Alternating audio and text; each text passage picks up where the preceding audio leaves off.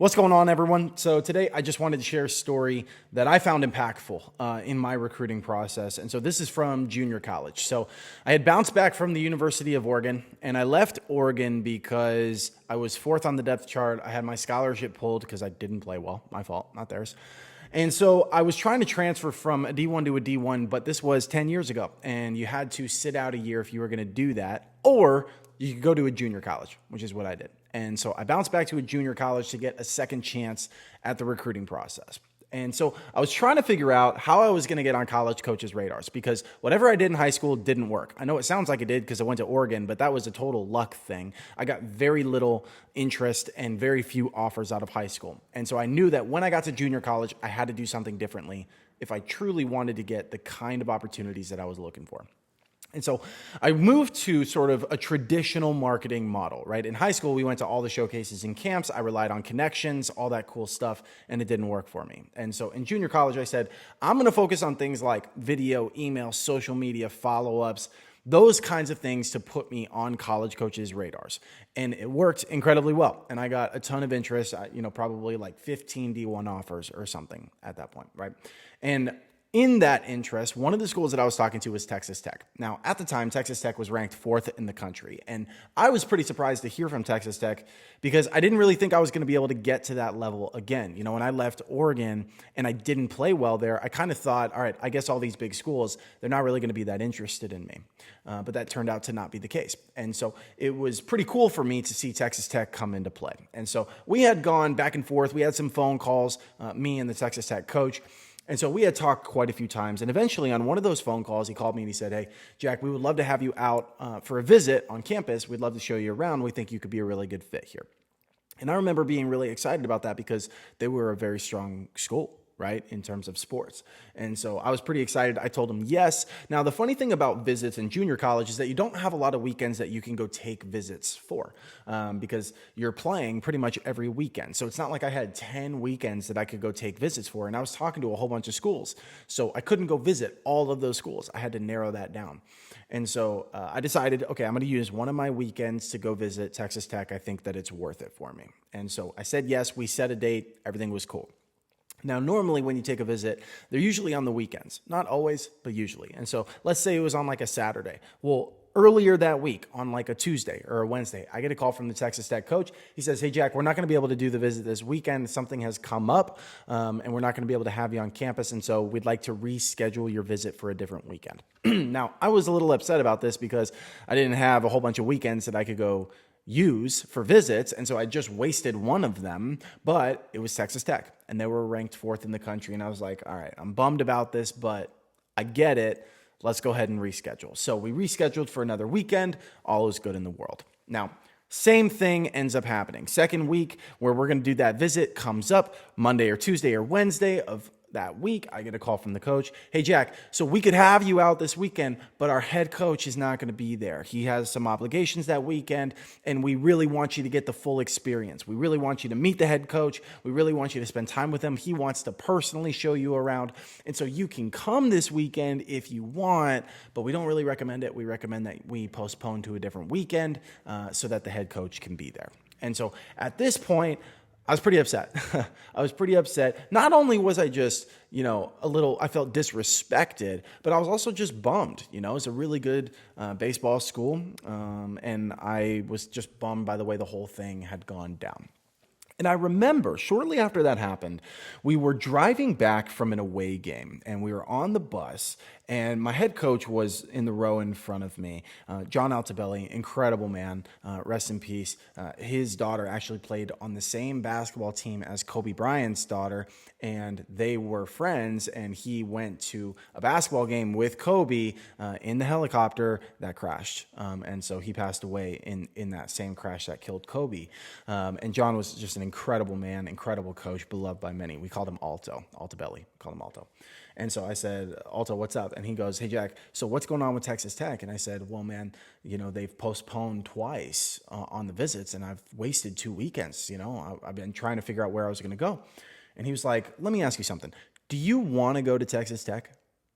Like, do you think it's a really good fit for you? And I was like, well, not really, but it's fourth, and they're fourth in the country, man. Like that opportunity doesn't come every day. And he goes, yeah, but you have 15 other schools that are genuinely interested in you, who have given you offers that are strong academically that you're interested in. Like, there's just so many other schools that are a better fit for you.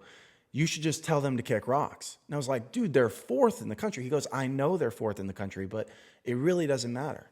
I think that you should consider telling them that you're not interested. And so I was kind of blown away by what he said, because I think a lot of coaches would have said, no, you got to keep them on the hook, because then you're going to be able to say that you went to the fourth ranked country, and I'm going to be able to say that I helped you get there, and that'll help our recruiting. But Alto didn't say that. He's a good man. And he was like, no, I think you should say no. So I slept on it. I talked to my parents, and a couple of days later, I called the Texas Tech coach, and I said, hey, coach, I really appreciate everything that you've done for me. I really appreciate the invitations to come on campus, but I don't think it's a good idea for me. I don't think that I'm a good fit for Texas Tech. And I remember hearing the words come out of my mouth, and I was terrified about what he would say. I was, 20 years old, and I was really nervous about what he was going to say in response. And to my surprise, he profusely apologized. And he was like, Jack, so sorry. Like, please don't read anything into it. We really want you, And then he started kind of begging, and he was like, please come on campus. Just come on campus, see what it's about. We have an offer waiting for you. We just didn't want to present it over the phone. We wanted to present it in person. We think that you're our catcher. We think you're the future of our program. Like, we really want you to be here, right? And I just remember thinking, this is very different. While he was talking, I remember thinking, this is very different than my high school recruiting experience. In high school, I was like, I'll go somewhere for free. Like, who's going to take me? I will go somewhere for free. And the power dynamic just completely changed. In high school, I had no power. In junior college, not because I was in junior college, but because I had a lot of interest in offers, I was the one who had the power. I was the one who held the cards. And I just remember thinking, this is a very surreal experience, hearing the number 4 school in the country, the coach at that school, begging and apologizing and saying, please come to our school. And really what this story comes down to is leverage. And leverage is really the key to college recruiting. And not enough people talk about leverage. And leverage in college recruiting is the amount of interest that you have and the number of offers that you have. And the more interest you have and the more offers that you have, the more leverage you have. And essentially what that does for you is it does 2 things. One is it makes you more attractive. The more schools that you have interest from, the more offers that you have, the more attractive you are to new schools, because it's instant validation that you're a good player or your kid is a good player. But the other thing that it allows you to do is it allows you to take on the recruiting process on your own timeline. And so for Texas Tech, I could just say, hey, I'm not interested. Why? Because I had 15 other schools that I could choose between. If I didn't have that kind of interest and those kinds of offers in junior college, I would have just been subject to Texas Tech. I would have been like, yeah, you can drag me around all day long because I don't have anywhere else to go. But that wasn't the case.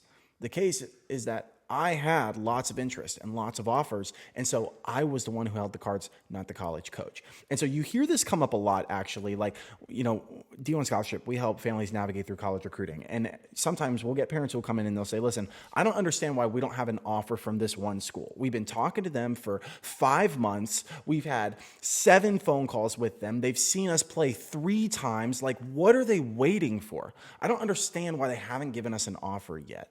And so my first question usually to those families is, well, how many offers do you currently have? And a lot of times when a family is in that situation, they say, well, none. And I say, that's the reason that they haven't given you an offer yet, is because you're not a threat to commit. You're not going to go commit somewhere tomorrow because you don't have any offers. So that school can drag their feet as long as they want.